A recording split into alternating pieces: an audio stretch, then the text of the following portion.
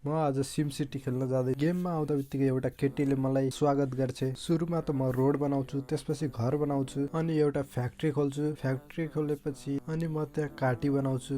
काटी बनाएर कलेक्ट गर्छु त्यसलाई, र कलेक्ट गरेपछि अर्को घर बनाउँछु। अनि नाइट भइसकेको थियो, अनि इनर्जी सोर्स पनि जोडिदिन्छु। अघि नैको केटी आएर एउटा गभर्मेन्ट बिल्डिङ बनाउन भन्छ, र मैले त्यो बनाएपछि रोडहरू बनाउन लाउँछु। मैले प्लानिङ गर्दै गर्दै रोडहरू बनाएपछि आइरन रेडी भइसकेको थियो। मैले कलेक्ट गरेपछि मलाई एउटा गिफ्ट मिल्छ, त्यसबाट मलाई थोरै भए पनि पैसा मिल्छ। अनि मैले घरहरूलाई अपडेट गर्न लाएर ठुला ठुला बिल्डिङ बन्दै बन्दै गइरहेको थिएँ।